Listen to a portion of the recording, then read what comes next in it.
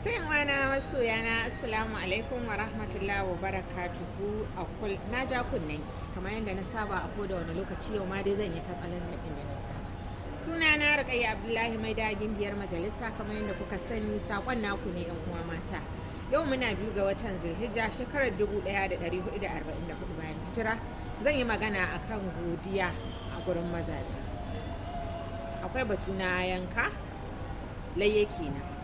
Sallar layya wacce kasance babbar sallah idan Allah ya ba wa mijinki dama ya kasance ya samu halin yi muku layya duk abin da ya kawo ki yi godiya domin akwai wanda suke kallon abin yankan da aka kawo musu su kira shi da kafi zuru ko sirena ko wani abu makamancin haka to duk lokacin da Allah ya horewa mai gida ya samu damar yi ki yi godiya ko mun kankanta saki gode sa'an nan kuma ku biyo ne nan gaba kaɗan zan zo muku da bayani dangane da yadda za ku sarrafa nama kenan idan Allah ya sa an yi yanka.